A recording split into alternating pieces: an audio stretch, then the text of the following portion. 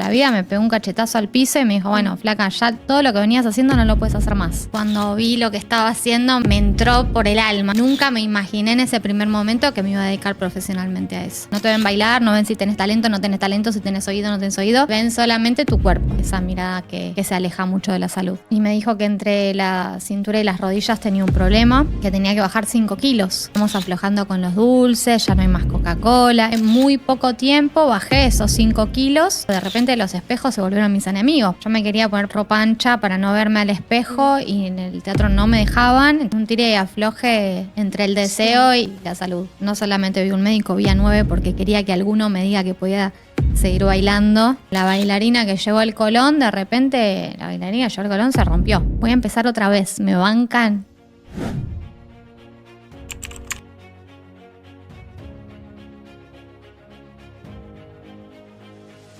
¿Qué hay detrás de un diagnóstico? ¿Qué pasa antes de que un médico diga está todo bien o tenemos que estudiarlo mejor? Mi nombre es Delfina Perry y esto es Biosalud 360, el podcast donde exploramos qué hay detrás de la medicina. Aldi, antes que nada, muchísimas gracias por estar acá con nosotros. Fuiste bailarina del Teatro Colón y sos especialista en trastornos de la conducta alimentaria. Quiero hacer un recorrido como más cronológico. Primero te quiero preguntar, ¿cómo fue que nació tu pasión por la danza? Bueno, en primer lugar, muchas gracias por la invitación. Amo que se estén gestando estos espacios de debate y de información, sobre todo para quienes estén del otro lado, que les pueda ayudar o contribuir lo que pueda llegar a aportar. Bueno, mi primer contacto con el arte, con la danza clásica, fue a través de mi hermana, post-2001, en una situación compleja para nuestro país. Mis padres trabajaban muchísimo y yo pasaba bastante tiempo en compañía de mi hermana y de mis abuelos donde me crié, en el vivero donde me crié. Y mi hermana había empezado a ir a una escuela de danza en Morón, que quedaba cerquita, iba en colectivo y volvía, y un día la fui a ver a una clase abierta y cuando vi lo que estaba haciendo me entró por el alma, no sé cómo explicarlo. Tuve una sensación, una conexión con la danza que me llegó mucho.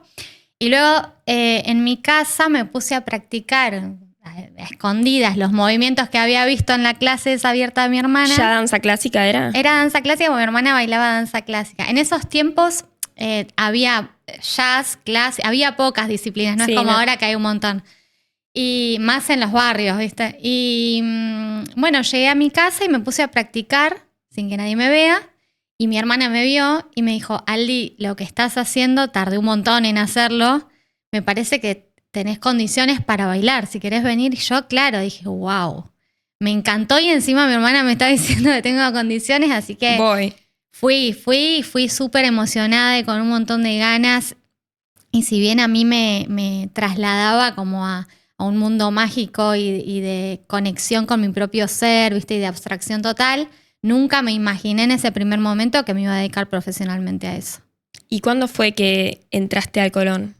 En realidad, después, ese primer año ya todas las maestras medio que me venían, a mi mamá, a mi hermana, a mí, me venían diciendo, che, Aldi tiene condición. Aparte, claro, porque ¿cómo se pasa de empezar a bailar así como una nena que baila a entrar al Colón, a profesionalizarlo? Yo creo que, a ver, hay muchas niñas que ya saben qué es lo que quieren hacer porque han ido a ver una función al Colón y dicen, bueno, yo quiero ser como esa chica que está bailando arriba. Yo nunca había ido al Colón hasta que fui a la audición. O sea, yo no sabía lo que era el Colón, no sabía lo que era. Solamente estaba en el barrio donde iba con mi hermana a tomar clases, completamente apasionada por ese arte, sin imaginarme a dónde podía llegar. Y había varios pianistas en el José Neglia que eran pianistas a su vez en el Colón. Y claro, se ve que con las maestras decían, bueno, che, mirá, esta nena tiene condiciones, qué sé yo. El primer año fue una locura total porque cada vez yo empecé con mis 2 amiguitas del barrio, Flor y Celes, que vivían enfrente del vivero de mis abuelos. Nos autoproclamábamos las 3 mosqueteras. Íbamos para éramos Boy Scout, hacíamos todas las actividades posibles juntas. Claro, y arrancamos danza juntas y al poco tiempo ellas desistieron porque, imagínate, música clásica, todo súper lento, mallita. No es para cualquiera, no es una disciplina que sea muy fácil tampoco, es muy rígida, estricta. Bueno, a mí me encantaba todo. Claro, y al poco tiempo Yo dije, che, me debe gustar en serio que estoy viniendo sin mi equipo oficial de aventuras. Y seguí por ese camino y al año siguiente una maestra como ya más insistente me dice, mira, Ali, hay un teatro, es uno de los mejores del mundo, está acá, está en Argentina, en Buenos Aires, en Capital, y creo que si vos te lo proponés podés hacer el ingreso y tal vez entrás, porque tenés muchas condiciones, qué sé yo, y en ese momento me convertí automáticamente en una cotorra que a mi mamá le decía 24/7, quiero el colón, quiero el colón, quiero el colón, quiero el colón. Mis viejos no entendían nada, 2 laburantes de otro palo, ninguno artista, ¿viste? Como no entendían bien cómo era la dinámica. Pero digo, vos, está bien, eras muy chiquita, por ahí no Sí. sabías que la magnitud del Yo no Colón. sabía lo pero que tus era. papás sí sabían lo que era el Teatro Colón. Cuando les decías, quiero entrar al Colón. Mis padres nunca habían ido a la sala a ver ninguna función previamente. O sea, sabían que era un edificio artístico, re importante, qué sé yo, pero tampoco habíamos tenido la posibilidad económica ni social, ni de acercarnos un poco a eso.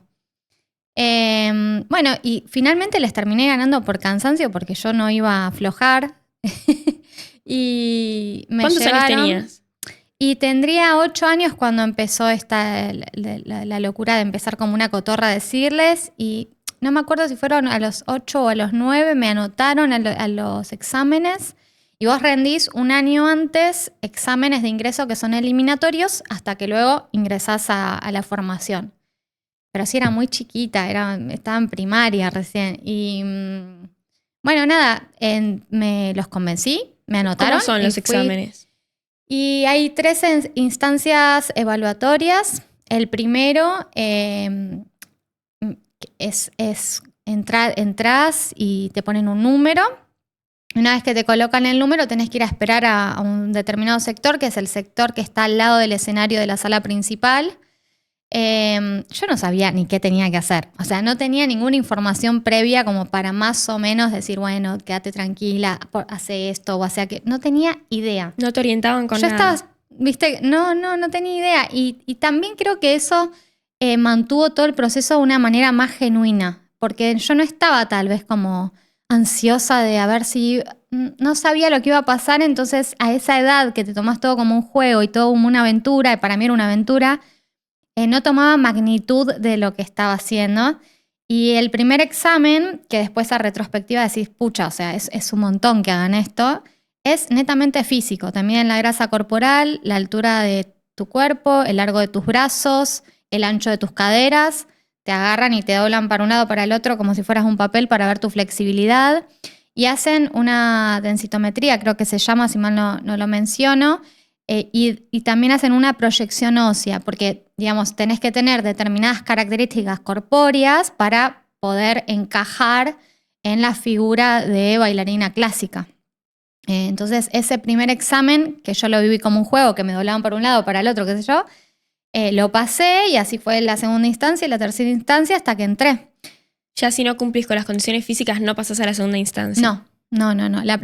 Todas las instancias son eliminatorias, pero la primera es netamente física. No te ven bailar, no ven si tenés talento, no tenés talento, si tenés oído, no tenés oído. Ven solamente tu cuerpo. Sí. No, claro, porque si tenés talento pero no tenés las condiciones físicas, no entras igual. Entonces prefieren primero ver eso. También yo creo que hay algo que lo aprendí, lo fui aprendiendo más de grande. Yo tenía compañeras que me doblaban en talento a mí y que no lograron entrar. Y para mí era muy injusto porque decía, wow, pero ella es una bestia bailando, ¿viste? Es increíblemente buena, lo que salta, lo que gira, Y ahí empecé a entender de que para pertenecer a ese ámbito ya no importaba si eras una súper apasionada de la danza. Había otros factores que influían en tu pertenencia. A cualquiera que no está involucrado en el mundo de la danza, cuando le mencionan el ballet, pensamos en la exigencia. Sí. ¿Sentís que sacrificaste parte de tu infancia o de tu adolescencia por la danza? Sí, yo creo que sí. Sí, porque, digamos, no sé si la disciplina en sí misma te lleva a sacrificar la infancia o la adolescencia. Sí, cuando lo haces profesionalmente. Digamos, yo pensaba que pasé de tener una vida, entre comillas, normal, vamos a decirle, de ir al colegio, de ir un ratito a una clase de danza, volver a mi casa, merendar en mi casa, a estar 24/7 adentro de un instituto de danza clásica, terminar rindiendo el colegio libre, comiendo en el piso, estudiando sola en el piso, durmiendo muy poco, entrenando mucho. Digamos, la danza me tomó por completo toda mi rutina y tomó mi infancia y mi adolescencia.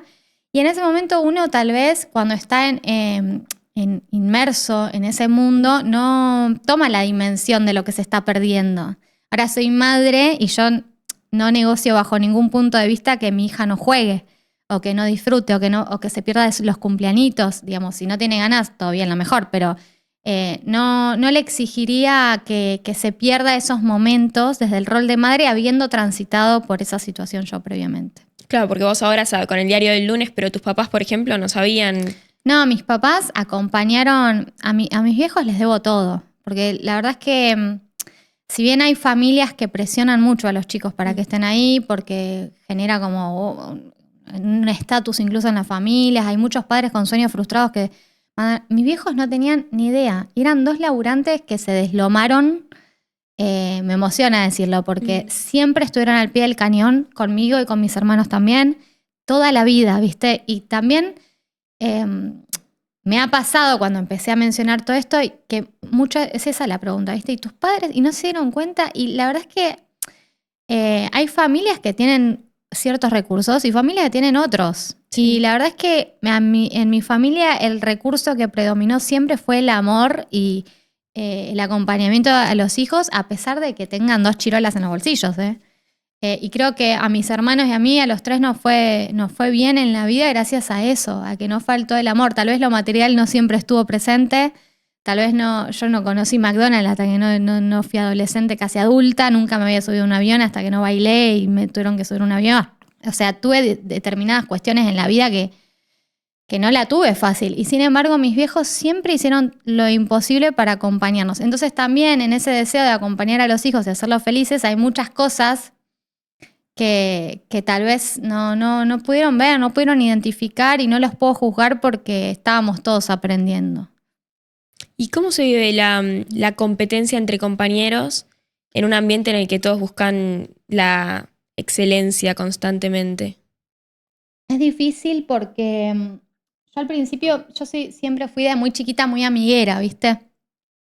Y para mí no, o sea, si le iba bien a una amiga, yo me ponía feliz. Y cuando entré al Colón, esto cambió, porque de repente yo le preguntaba a mi mamá, le digo, pero yo me ponía muy contenta por ahí cuando me llamaban para... O sea, el instituto es una cosa y el ballet estable, que es donde ya trabajas profesionalmente, es otra cosa. El instituto es como la escuela de formación. Vos primero te aceptaron en el instituto. Claro, yo entré a la formación del instituto, pero ese mismo año me vio un coreógrafo y me llamaron para trabajar de un personaje creo que mi primer personaje fue de Rata en el Cascanueces. Sí, yo estaba feliz, ¿viste? Estaba chocha con mi personaje.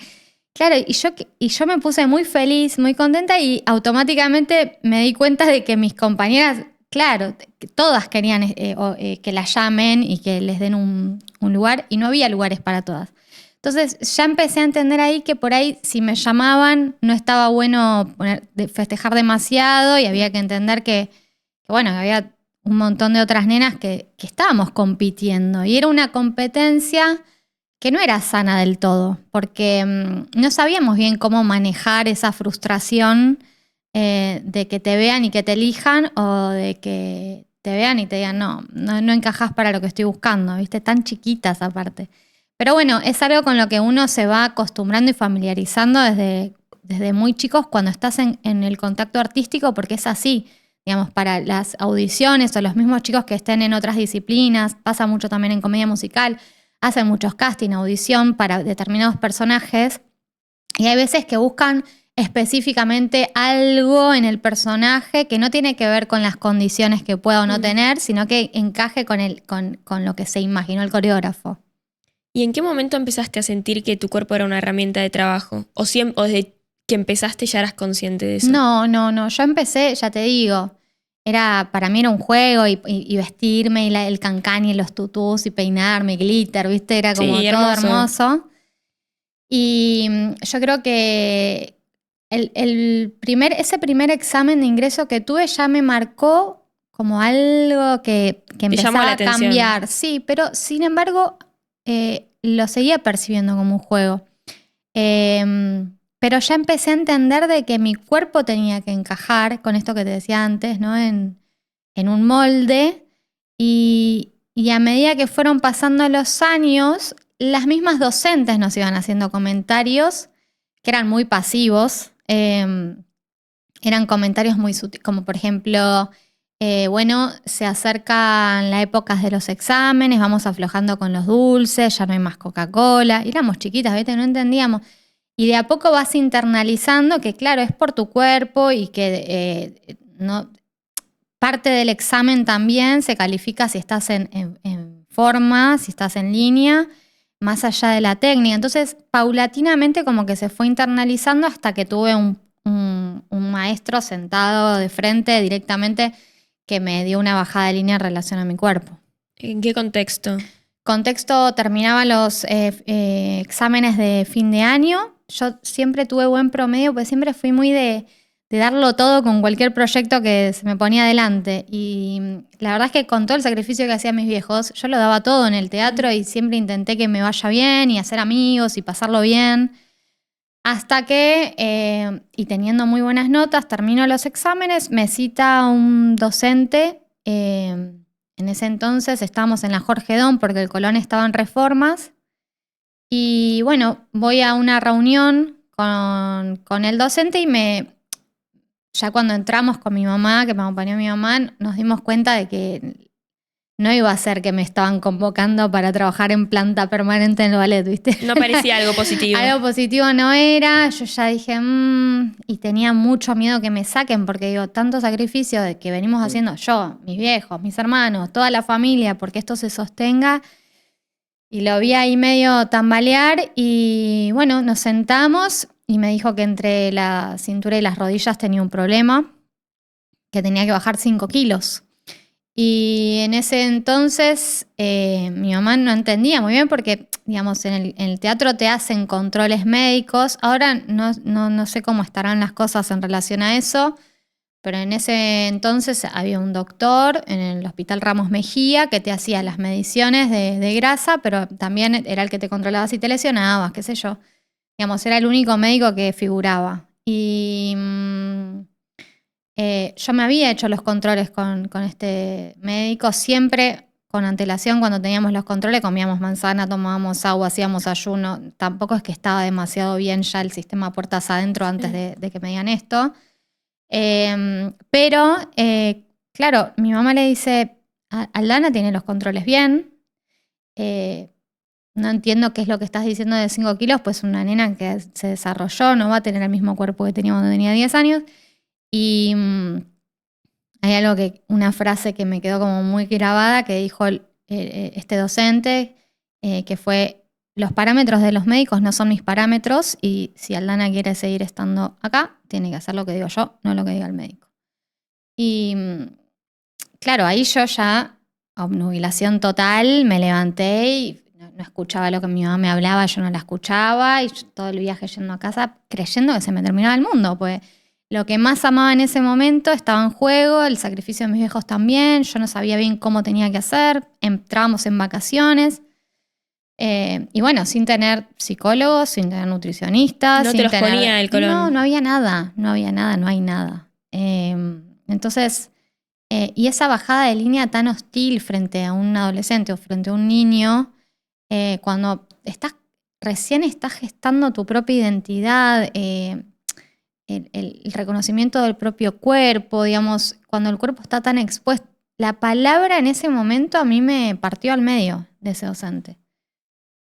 Porque empecé a creer internamente que no servía, que mi cuerpo no servía, que ya no era capaz, que lo que deseaba no iba a hacer nunca, no iba a llegar nunca, que yo no era suficiente. Digamos, me empezaron a internalizar un montón de palabras que surgen a partir de esta mirada que tenía el docente sobre mí, que no solamente impactaron en la danza, ¿no? Sino en la familia. Yo ya no tenía ganas de sociabilizar porque incluso creía que mi palabra no servía. Empecé como a entrar en en un trastorno de la conducta alimentaria, en donde intentaba mantener bajo control lo mínimo que podía, que era la comida, que era lo que a mí me acercaba a el deseo de ese docente de que yo pese 5 kilos menos, más allá de que los estudios médicos me hayan dado bien, porque yo quería seguir formando parte del instituto y terminar mi carrera.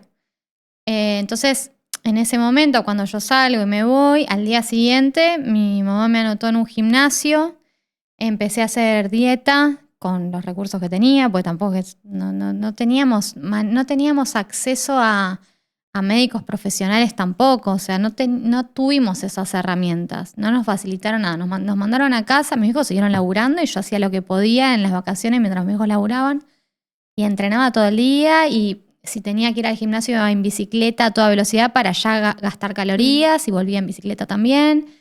Y mientras mi familia comía un asado, yo comía ensalada, hasta que de repente eso se empezó a volver como cada vez más una norma en mi vida y ya sabía las calorías que tenía la lechuga, el tomate, una milanesa, un pedazo de carne, un yogur.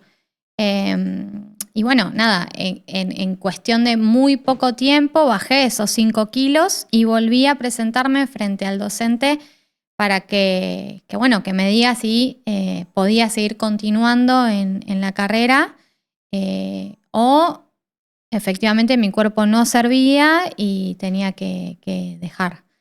Pero bueno, cuando vuelvo después de ese receso de vacaciones a presentarme para que me vea al docente lo habían sacado porque evidentemente también le había hecho lo mismo a otras compañeras y se habían ido a quejar y lo sacaron. Después volvió al instituto en reiteradas ocasiones.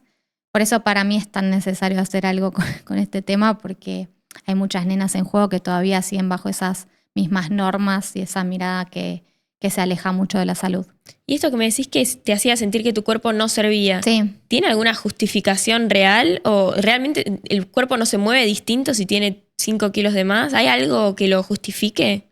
No, yo creo que no. Creo que es algo netamente estético. Si vos vas a Nueva York y ves un ballet, hay otros cuerpos, hay distintos test de color de piel, hay distintas alturas, hay muchísima más diversidad corpórea como debería ser, ¿no? Pero hay determinadas escuelas en ballet que consideran que queda poco estético o poco hegemónico que la mujer tenga determinadas, formas, ¿no? No pueden tener pechos, no pueden tener cola, no pueden ser demasiado bajas ni demasiado altas, no pueden ser morenas. Vos vas a ver hoy en día el ballet del teatro y todo lo que te estoy diciendo yo, si vos te sentás desde la platea y observás los patrones que yo te estoy diciendo, los vas a ver. O sea, se ven, se identifican. De hecho, vos, el paradigma que nosotros tenemos y esas creencias que nosotros tenemos en torno al ballet clásico nos hace imaginarnos, si vos ahora te imaginas una bailarina clásica, es una bailarina delgada, estilizada, el estereotipo. Sí. Entonces, bueno, cambiar eso es muy difícil y es muy complejo, pero a mí en ese momento no me imposibilitaba bailar, no me imposibilitaba saltar, no me imposibilitaba que me levanten los varones y hacer partener, porque no estaba por fuera, no estaba excedida en peso. Era una cuestión de estar por debajo del percentil que me correspondía para la edad. Yo siempre me mantuve en un percentil 18, que el 18 es el mínimo que se puede tener cuando sos niño, y ellos necesitaban que esté por debajo, o sea, por fuera de los parámetros de la salud. Sí, lo que él te decía, no importa lo que dice el médico, importa lo que te decía él. Sí. Y después de ese quiebre que te hizo como caer, generó como todo esa caída en la salud mental de una nena, de un adolescente. Sí. ¿En qué momento te fuiste consciente de que tenías un trastorno alimenticio o en qué momento te diagnosticaron? Es una bomba del tiempo. O sea, uno cuando está mal realmente podés disimular, podés sostener, podés hacer que no pasa nada durante un tiempo. Pero en algún momento las cosas salen a la luz y creo que también yo lo veía en mis compañeras, ¿no? Todas manejábamos como esa misma lógica. De comer poco, de no comer, de ir al baño y qué está haciendo, ¿viste? Como nadie lo decía explícitamente, pero lo sabíamos. Y yo creo que la angustia que a mí me generaba verme al espejo, de repente los espejos se volvieron mis enemigos, porque yo entraba al salón y seguía pensando y creyendo como ese docente nunca me dijo, che, ¿estás bien? Porque nunca más lo vi. Yo me quedé con eso interno de decir, ¿y si viene otra persona y me vuelve a decir lo mismo y de nuevo estoy mal? ¿Y qué hago? ¿Viste? ¿Y cómo? ¿Y si no cómo? Y todo muy condicionado por la mirada ajena. Más en un ambiente en el que estás rodeada de espejos y tu éxito depende del aplauso de un otro arriba de un escenario. O sea, es como que estar expuesto a algo muy difícil si tenés un TCA. Sobre todo en los ámbitos o en las disciplinas que el cuerpo está tan expuesto, ¿viste? Bajo la aprobación de un otro. Así que bueno, nada. Yo creo que el puntapié que me hizo pedir ayuda fue que primero empecé a subir y bajar de peso drásticamente, porque claro, como no comía nada, básicamente, me empecé a lesionar, me sentía muy cansada, se me caía el pelo, después me agarraba mucha hambre y tenía atracones. Entonces, digamos, toda esa inestabilidad me impactó emocionalmente de una manera fea y ya empecé a perder la motivación por bailar. Era como, no, ya no quiero ir, ¿viste? Y si iba y me miraba al espejo y me tapaba y no me dejaban. Yo me quería poner ropa ancha para no verme al espejo y en el teatro no me dejaban. Entonces era, bueno, no, sacátelo. Era realmente una situación muy difícil de llevar. Hasta que, bueno, lo hablé con mi mamá, lo hablé con una profesora en ese entonces. Pero me costó mucho o sea, desde que empecé a tener estas situaciones hasta que fui realmente a un médico que se enteró y que, bueno, me acompañaron todo un equipo interdisciplinario, tardé mucho, porque también yo quería seguir estando en el instituto y sabía que ordenar todo eso iba a hacer que me aleje tal vez del peso que ellos me pedían. Entonces estaba como en un tire y afloje entre el deseo y la salud, básicamente. ¿Y te dieron un diagnóstico en ese momento?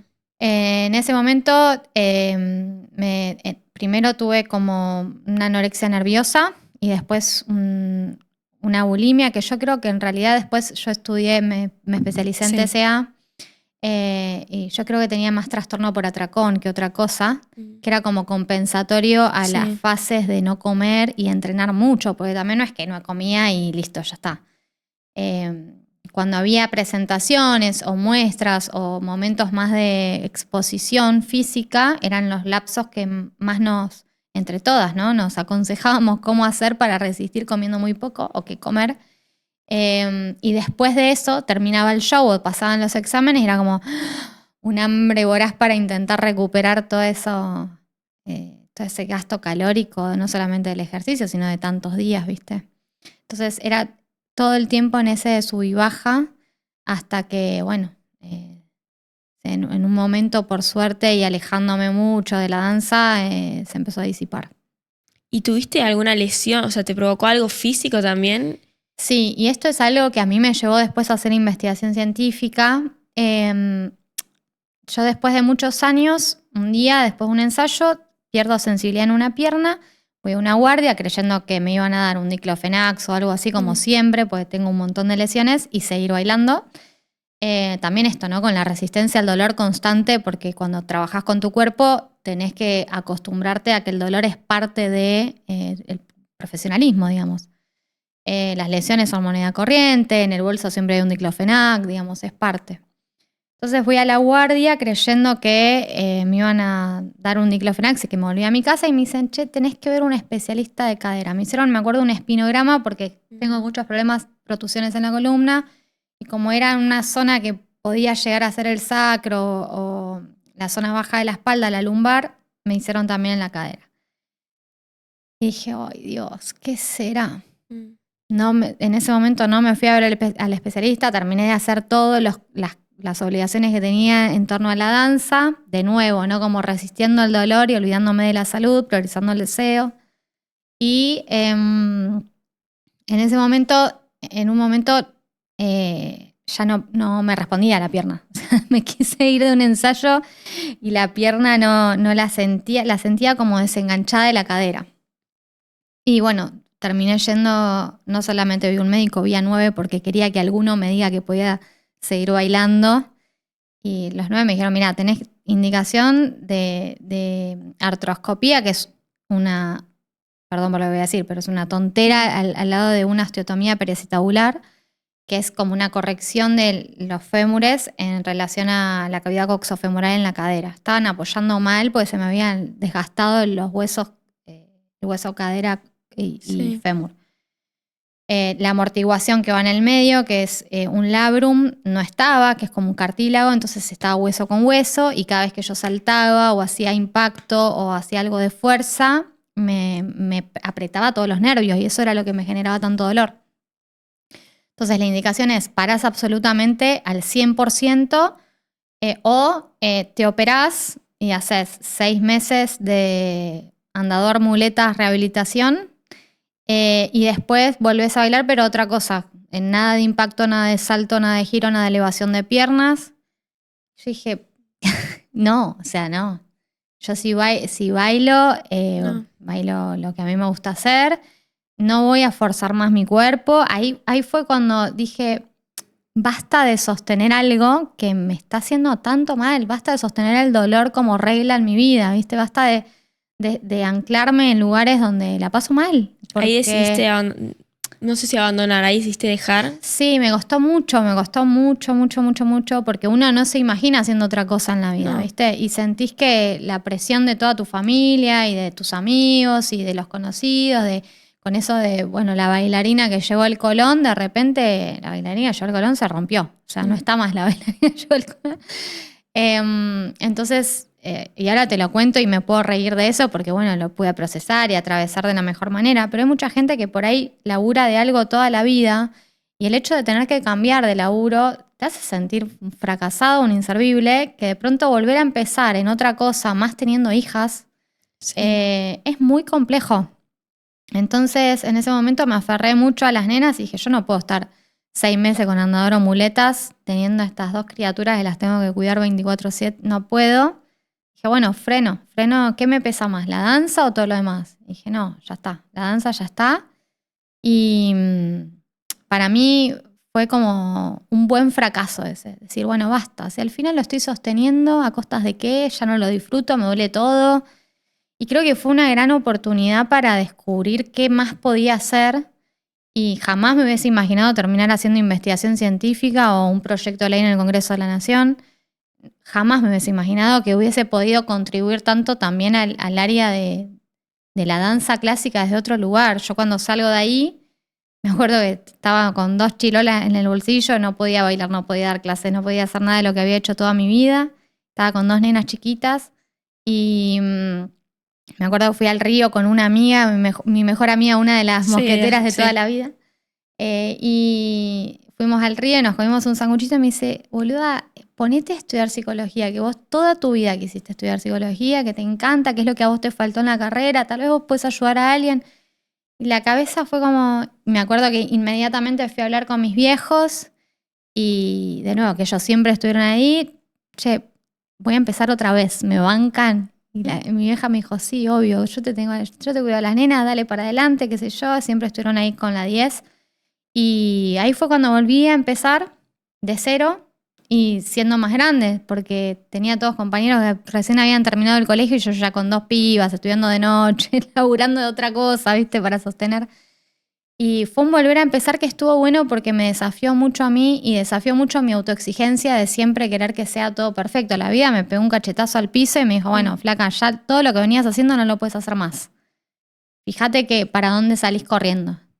Y dije, bueno, es momento de agarrar la brújula, ajustarla un poquito y ver para dónde sigo. Sí, tuviste que empezar de nuevo. Sí. Y ya para cerrar, ¿cuál es el mayor riesgo que ves hoy en las escuelas de danza y de qué se trata el proyecto de ley que presentaste? Creo que, de hecho, ahora después de acá me voy al Congreso otra vez. Estoy muy contenta con lo que está pasando. Está muy bueno que las personas que se ocupan de gestar leyes vean estas problemáticas que a veces parecen insignificantes pero generan mucho daño. En el deporte de alto rendimiento y en la danza clásica de alto rendimiento o de elite, hay 2 carencias que son las que estamos trabajando en el proyecto de ley, que ya está hecho y que vamos a seguir peleando para que salga. Por un lado, la falta de pedagogía. Los que fueron eximios, no sé, futbolistas o, digamos, no tiene que ver que seas un profesional de la hostia con que puedas ser un buen dirigente o un buen profesor o un buen docente. Son dos cosas completamente distintas. Para ser un buen docente, la pata principal es la pata pedagógica. Entonces, de repente, en el alto rendimiento ves a un montón de entrenadores que exprimen a los chicos hasta que no dan más y terminan o dejando o desertando o se terminan lesionando y no vuelven a jugar más. Pasa en todos los ámbitos deportivos y pasa en el arte también. Por un lado eso, que si tal vez este docente que a mí me sentó y me dijo que tenía un problema y me lo hubiese dicho de otra manera o con otro acompañamiento hubiese sido distinto. Y después, por otro lado, la necesidad de que en el alto rendimiento, cuando los chicos son chiquitos y están creciendo, que haya equipos interdisciplinarios acompañando ese proceso. No puede ser un nene que está expuesto a 8 horas de entrenamiento de lunes a lunes, no ponerle un médico deportólogo o un nutricionista que le acompañe con una buena alimentación, porque termina siendo una bomba de tiempo, lo que hablábamos antes. Si un pibe no descansa bien, no come bien y está entrenando 48 horas, no va al colegio, digamos, toda su vida se ve afectada. Y si no tienen una guía, un acompañamiento, que las familias a veces no tienen los recursos para dárselos. Entonces, si están en un lugar de élite, en un club bueno, en una institución importante, eso lo tiene que brindar la institución. Sí, porque si no a largo plazo fundamental. No funciona. Vos vas a los clubes, por ejemplo, los clubes de los chicos que juegan a la pelota. Generalmente hay muchos chicos que salen de lugares que realmente no tienen posibilidades de ponerle a un deportólogo, un especialista en alto rendimiento, no lo tienen. Entonces, es importante que si te hacen exámenes, si te toman y si después vos vas a hacer un producto vendible para la cultura o para el deporte, gracias a que ellos te están formando, es importante que te armen ese colchoncito para que puedas crecer bien y no tengas que sacrificar tu infancia o tu adolescencia como hablábamos antes. Y ya ahora sí, para cerrar, te pregunto, ¿hoy cómo es tu relación con tu cuerpo habiendo atravesado todo esto? Bien, hermosa. Hoy, el año pasado me hicieron un podcast y yo hasta ese momento seguía entrenando, viste, todos los días. De nuevo, yo intento todo el tiempo seguir trabajando el hecho de la exigencia para conmigo. Porque hay veces que por ahí digo, bueno, solté todo eso y después estoy leyendo 400 millones de papers y digo, bueno, no, me estoy exigiendo también desde otro aspecto en otra cosa, pero también me estoy exigiendo.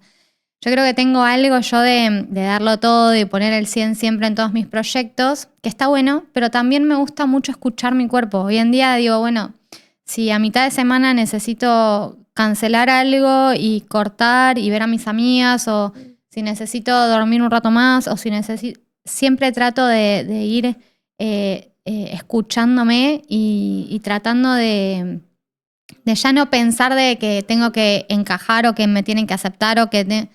Digo, sí, yo creo que hay algo más importante que todo eso, es que la pertenencia, que es ser auténtico y ser genuino con uno mismo y ser amable con uno mismo, porque a partir de eso recién te podés compartir vos desde otro lugar. Totalmente. Muchísimas gracias, Gracias Ale. a vos, gracias de corazón.